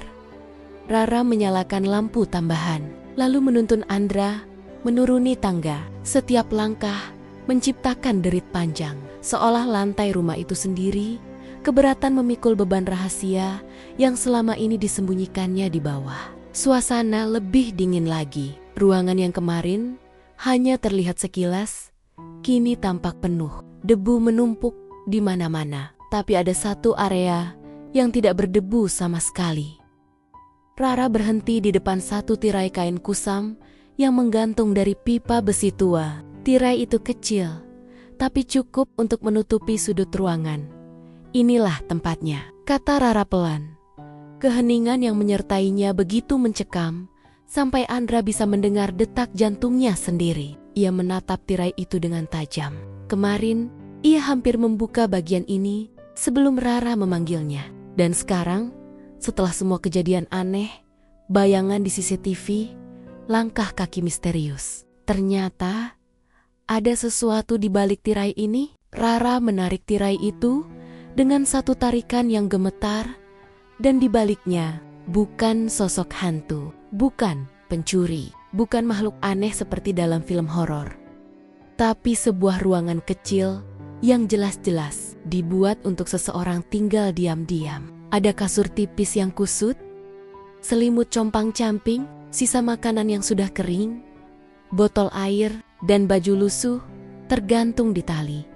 Yang membuat Andra merinding adalah dindingnya. Dinding kecil itu penuh dengan foto ibunya. Bukan satu atau dua foto tapi puluhan. Ada foto lama, foto baru, foto candid yang sepertinya diambil diam-diam dari berbagai sudut rumah. Ada foto ibunya sedang membaca, tidur, duduk di taman belakang. Bahkan foto ibunya saat sakit, terbaring lemah. Andra menelan ludah. Kepalanya terasa berat. Siapa yang tinggal di sini? Suaranya lebih pelan dari yang ia maksudkan. Rara menatapnya dengan wajah yang kacau. Sedih, takut, dan pasrah. Adik, bapak. Andra membelalakan mata. Apa maksudmu? Aku hanya punya satu adik. Dan dia meninggal waktu masih kecil. Itu yang bapak tahu. Jawab Rara pelan. Tapi adik bapak tidak meninggal. Andra mundur setengah langkah. Seakan butuh jarak dari kata-kata itu. Kamu bercanda. Rara menggeleng cepat. Air mata mengalir. Saya nggak bercanda, Pak. Saya nggak mungkin bercanda soal ini. Adik bapak hidup. Dia yang tinggal di sini. Dia yang selama ini bikin hal-hal aneh. Tidak mungkin. Gumam Andra. Foto itu, tempat tidur ini. Ia menyapu ruangan itu dengan pandangan bingung. Kalau dia memang hidup, kenapa ibu tidak pernah bilang? Kenapa selama ini aku tidak tahu? Rara hendak menjawab. Tapi sebelum suara apapun keluar, terdengar langkah dari belakang mereka. Langkah yang pelan, tapi pasti dan mendekat. Andra menoleh perlahan. Jantungnya berdetak kencang. Napasnya tercekat. Di balik bayangan sudut ruangan bawah tanah, muncul sesosok tubuh. Sosok kurus. Wajahnya tirus. Matanya tajam namun kosong. Rambutnya berantakan. Pipinya cekung. Dan pakaiannya lusuh. Seperti tidak pernah mengenal matahari. Andra membeku. Pria itu menatapnya dengan pandangan yang sulit. Dibaca campuran marah, rindu, dan luka yang tidak pernah sembuh. Rara memundurkan diri. Tubuhnya gemetar hebat. Pak, itu dia. Suara Rara terputus. Andra akhirnya berbisik. Dimas, pria itu tersenyum tipis. Tapi bukan senyum manis. Lebih seperti senyum seseorang yang sudah lama kehilangan kewarasan. Andra, suaranya serak, dalam, dan dingin. Kakak akhirnya pulang. Andra tidak bisa berkata-kata. Dunianya runtuh dalam sekejap. Semua yang ia tahu, semua yang ia percayai, semua yang ia pikir benar, tiba-tiba hancur dan berubah jadi teka-teki besar yang menyakitkan. Kakinya gemetar. Ia merasa tubuhnya ringan, hampir tidak sanggup berdiri. Dimas, kau tidak mungkin. Suaranya pecah. Kau meninggal waktu umur 5 tahun. Itu yang ibu bilang. Itu yang semua orang bilang. Dimas melangkah mendekat. Wajahnya tidak menunjukkan emosi selain getir. Ibu bohong. Katanya datar. Dia selalu bohong. Selalu. Andra tidak bisa berpikir jernih. Ia mencoba memahami kalimat itu. Tapi kepalanya seolah penuh kabut. Ibu bohong? Ulang Andra. Untuk apa? Kenapa? Dimas tertawa kecil. Tawa yang tidak sehat. Tawa yang membuat bulu kuduk Andra berdiri. Karena ibu tidak mau aku hidup. Rara memejamkan mata. Wajahnya pucat. Andra merasa napasnya tersengal. Apa maksudmu? Ibu tidak mau kamu hidup? Itu tidak masuk akal, ibu. Ibu mencintai anak-anaknya. Dimas menatap Andra tajam. Sorot matanya penuh luka yang dalam. Ibu hanya mencintai kamu, bukan aku. Kata-kata itu seperti pisau yang masuk langsung ke dada Andra. Ia mundur sedikit, mencari kata-kata. Tapi otaknya mulai kacau. Kalau ibu tidak mau aku ada, lanjut Dimas. Kenapa dia terus menyediakan tempat untukku? Kenapa dia terus kirim makanan ke bawah? Kenapa dia terus datang diam-diam tiap malam? Andra tidak bisa menjawab. Dan justru Dimas sendiri yang menjawab. Karena dia takut aku keluar. Tatapan Dimas semakin gelap. Takut aku muncul. Takut aku menemuimu. Rara akhirnya membuka suara. Pak, selama ini ibu nyembunyiin Dimas bukan karena tidak sayang, tapi karena... Tutup mulut, bentak Dimas tiba-tiba. Rara langsung terdiam, tubuhnya gemetar. Andra menatap adegan itu. Perasaannya campur aduk marah, bingung, dan takut semua bercampur jadi satu kekacauan yang menghajar isi kepalanya. Dimas, Andra mencoba mendekat, tapi Dimas mundur cepat, gesit, seperti seseorang yang sudah lama hidup dalam mode bertahan hidup. Kalau kamu hidup, kalau kamu tinggal di sini, kenapa kita tidak pernah tahu? Kenapa ibu tidak pernah cerita? Dimas menatapnya dengan sorot mata tajam, penuh dendam. Karena hidupku bukan bagian dari keluarga ini. Aku disembunyikan, dibungkam, dibuang. Kamu tahu kenapa? Andra menelan ludah. Karena aku bukan anak ayahmu. Ruangan itu langsung hening. Bahkan debu yang melayang seakan berhenti di udara. Apa? Suara Andra hampir tak terdengar. Dimas tersenyum miring. Aku anak orang lain. Anak dari masa lalu ibu yang dia sembunyikan. Dia takut keluarga kehormatannya hancur kalau semua tahu. Jadi dia bilang, aku mati. Dan kamu, kakakku, percaya begitu saja. Andra terdiam. Ia merasa seperti tenggelam dalam perasaan yang tak bisa ia uraikan. Sulit mempercayai cerita itu. Tapi tatapan Dimas, tatapan yang begitu dalam dan terluka, sulit untuk tidak percaya. Rara akhirnya berbicara pelan. Suara gemetar. Pak, sebagian besar yang Dimas bilang itu benar. Tapi ada bagian lain yang dia tidak tahu. Andra memalingkan wajah ke Rara, menunggu. Tapi sebelum gadis itu bisa melanjutkan, Dimas melangkah maju dan hampir menerkamnya. Jangan bicara, teriaknya. Rara tersentak mundur. Punggungnya membentur dinding. Ia menunduk, menggigil ketakutan. Andra langsung berdiri di depan Rara. Jangan sentuh dia. Dimas berhenti. Napasnya bergerak cepat. Matanya menajam. Kamu masih seperti dulu, selalu melindungi orang lain. Padahal keluargamu sendiri rusak. Andra menatap adiknya, atau entah siapa pria itu sebenarnya, dengan mata yang bergetar. Dimas, katanya pelan, kalau yang kamu bilang benar, kenapa kamu tidak bicara dari dulu? Kenapa kamu sembunyi? Kenapa kamu bikin ibu takut? Kenapa kamu bikin rumah ini kacau? Dimas terlihat tersenyum getir. Aku tidak sembunyi. Aku D ke-1 SEMBUN. Ya ke-1 KA. Ia menunjuk dinding ruangan kecil itu. Ini penjaraku. Dan ibu, sipirku. Andra merasa tenggorokannya mengering. Sebelum ia sempat merespons, Rara akhirnya memberanikan diri bicara. Tidak pak, bukan seperti itu, bisiknya. Andra menoleh. Maksudmu? Rara menatap Dimas dengan sedih. Pak, selama ini ibu bukan menahan Dimas. Ibu justru menjaga dia. Dimas menatap Rara dengan emosi meledak-ledak. Kamu bohong. Rara menggeleng sambil menangis. Ibu takut dia keluar, bukan karena malu, tapi karena dia sakit. Dimas, kamu tidak sadar kalau kamu sering menyakiti orang. Kamu sering mengamuk. Kamu sering lupa diri. Ibu tidak mau kamu disakiti orang lain. Ibu tidak mau kamu dibawa ke rumah sakit jiwa. Ibu cuma mau kamu aman. Dimas terdiam. Wajahnya berubah kacau marah, bingung, dan kesakitan semua bercampur jadi satu. Andra merasa dadanya ngilu. Ia melihat Dimas yang tiba-tiba tampak seperti anak kecil yang tersesat. Bukan ancaman.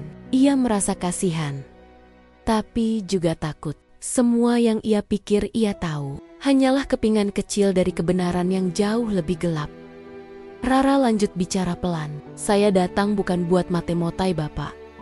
Saya datang karena ibu minta saya bantu mengawasi Dimas dari dekat. Ibu takut Dimas keluar kamar bawah tanah saat ibu sedang sakit.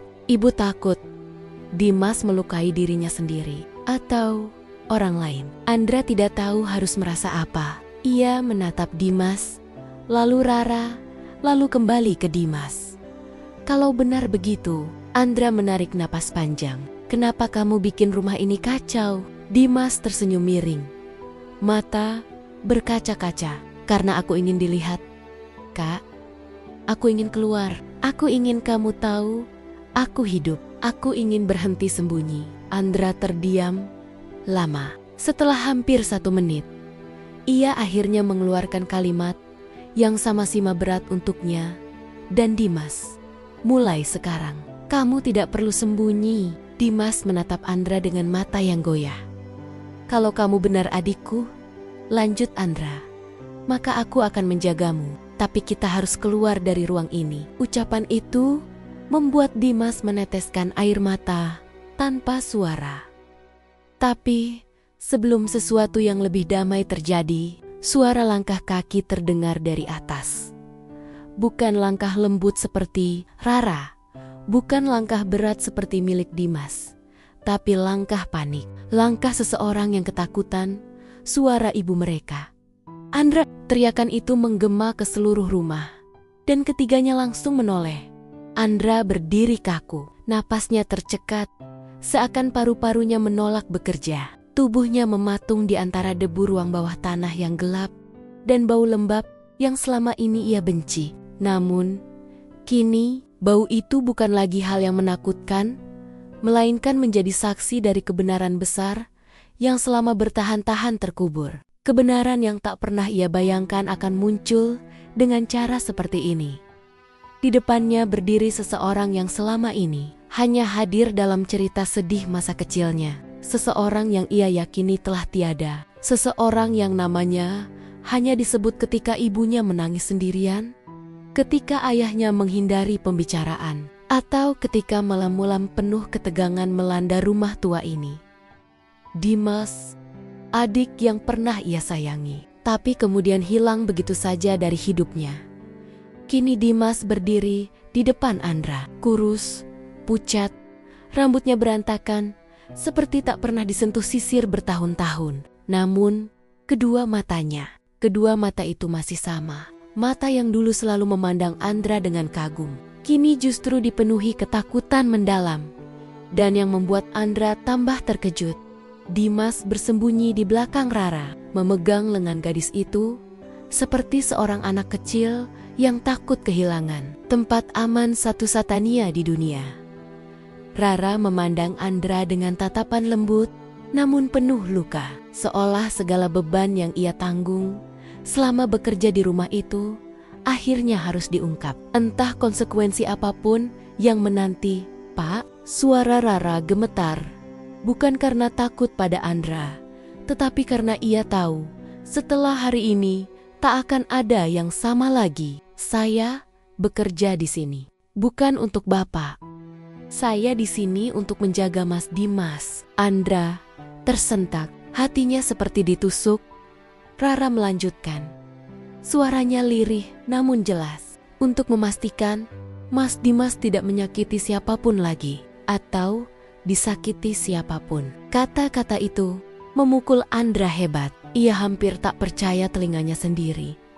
Dimas menyakiti orang, adiknya, anak kecil, yang dulu selalu menangis kalau melihat Andra jatuh dan terluka, anak yang dulu takut pada suara petir, bagaimana mungkin? Namun sebelum pikirannya makin kacau, Rara mengambil napas panjang dan memulai menjelaskan semuanya. Ia menceritakan tragedi masa lalu yang selama ini dikubur keluarga Andra, tentang suatu malam ketika Andra masih sangat kecil, ketika terjadi sebuah peristiwa yang membuat Dimas mengalami trauma berat, suatu kejadian yang membuatnya ketakutan pada manusia, pada suara keras, pada ruangan terang, bahkan pada bayangan dirinya sendiri.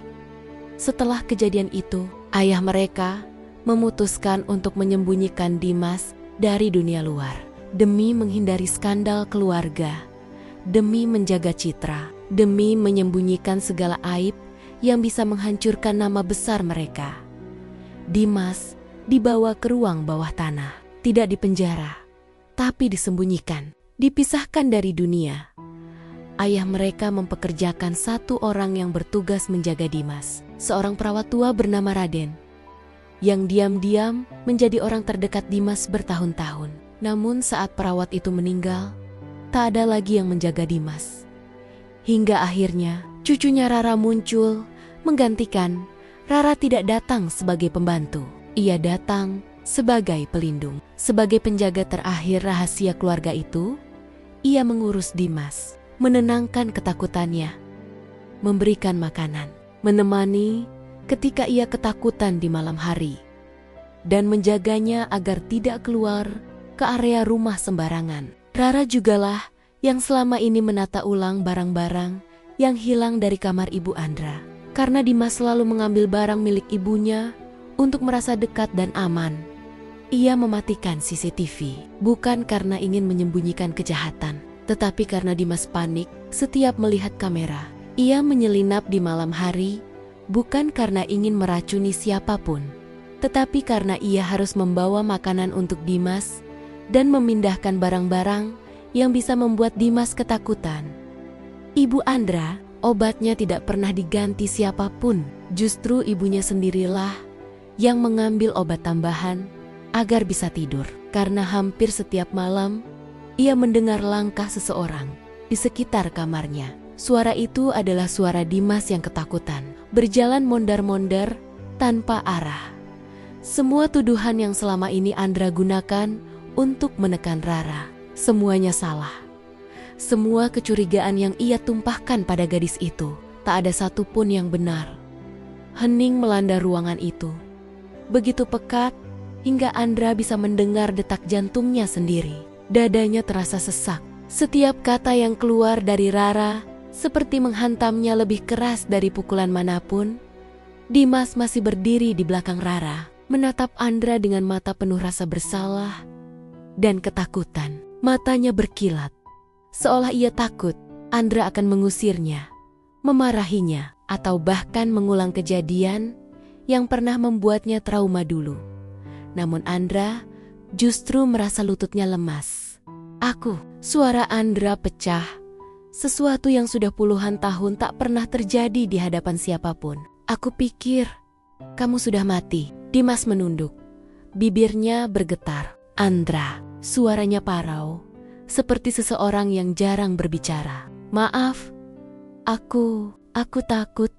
Ayah bilang, jangan keluar, jangan ketemu siapa-siapa. Andra terhuyung satu langkah. Ayah yang melakukan ini? Rara menatapnya dengan penuh iba. Ayah, Bapak sangat sayang pada Mas Dimas.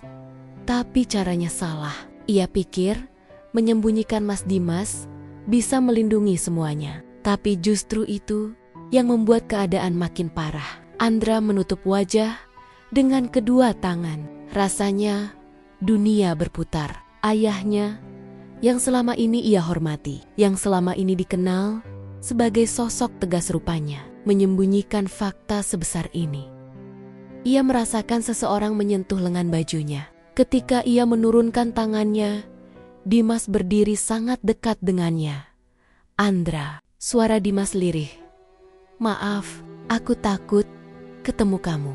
Karena waktu kecil, aku lihat sesuatu yang bikin aku panik. Andra menatap mata adiknya lama sekali. Ada rasa sakit yang sulit dijelaskan. Ia tak tahu harus menangis, marah, atau tersenyum karena setidaknya ia tahu kebenaran. Pelan-pelan, Andra membuka tangan dan meraih bahu adiknya. Betapa kurusnya tubuh itu, betapa ringkihnya, betapa banyak tahun yang hilang dalam hidup mereka. Andra di sini, katanya dengan suara serak. Aku gak akan biarin kamu sembunyi lagi. Aku janji. Dimas menatapnya lama, sebelum akhirnya tubuh kurus itu runtuh. ke dalam pelukan Andra. Air mata Dimas jatuh, membasahi bahu kakaknya. Untuk pertama kalinya, mereka kembali seperti dua bersaudara yang dulu pernah saling sayang sebelum semuanya hancur. Rara menunduk, menahan air mata. Pemandangan itu menghancurkan hatinya, namun sekaligus menghangatkannya. Selama ini, ia hanya melihat Dimas ketakutan pada semua orang. Tetapi kini, untuk pertama kalinya, ia melihat Dimas memeluk seseorang tanpa rasa takut. Saat Andra melepas pelukannya, ia menatap Rara. Pandangan yang membuat gadis itu terkejut, bukan amarah, bukan curiga, tetapi rasa bersalah yang sangat dalam. Andra, suaranya pelan, seakan ia takut suaranya sendiri bisa melukai Rara lagi.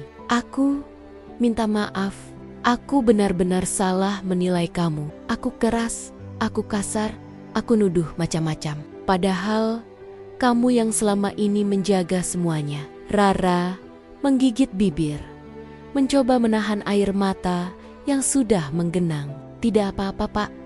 Saya cuma melakukan kewajiban saya. Andra menggeleng. Kamu bukan cuma melakukan kewajiban, kamu nyelamatin keluarga ini. Kamu jaga adikku, kamu jaga ibuku, kamu jaga semuanya. Tanpa pernah minta apapun, Rara tidak bisa mengatakan apapun. Ia hanya menunduk, lalu mengusap air mata yang jatuh tanpa bisa ia cegah. Andra mendekat selangkah, suaranya melembut. Berbeda jauh dari Codingin yang dikenal banyak orang. Mulai sekarang, kamu bukan pembantu di rumah ini lagi. Rara tersentak, matanya membesar. Pak, tapi kamu bagian dari keluarga ini, kata Andra, tegas namun hangat. Dimas yang sejak tadi memegang lengan Rara, ikut mengangguk cepat. Ia menatap Rara seperti seseorang yang tidak ingin kehilangan satu-satunya orang yang pernah membuatnya merasa aman. Rara terdiam, tubuhnya gemetar. Ia tidak pernah mengharap apapun. Ia hanya ingin menepati janji pada kakeknya. Ia tidak pernah membayangkan Andra akan mengatakan kata-kata hangat seperti itu. Malam itu, untuk pertama kalinya setelah bertahun-tahun, rumah besar itu terasa hidup, tidak lagi sunyi, tidak lagi dipenuhi bayangan ketakutan. Tetapi perlahan mulai dipenuhi harapan baru. Namun, meski kebenaran sudah terbuka, Andra tahu satu hal pasti. Hidup setelah ini tidak akan mudah. Ia harus menjelaskan semuanya pada ibunya, harus mengurus kondisi Dimas, harus memperbaiki luka keluarga yang sudah menganga lama sekali.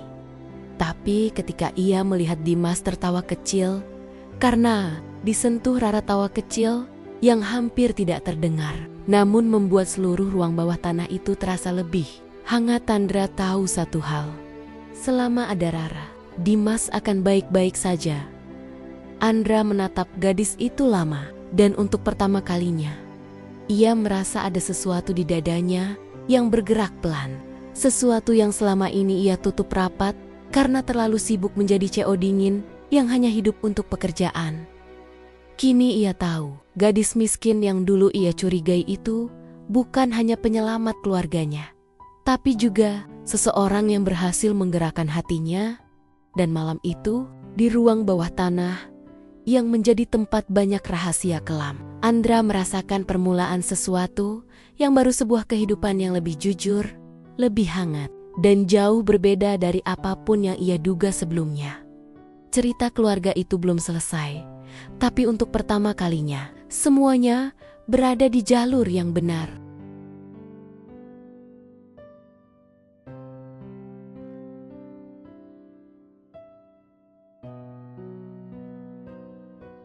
Ya, dan itulah cerita hari ini.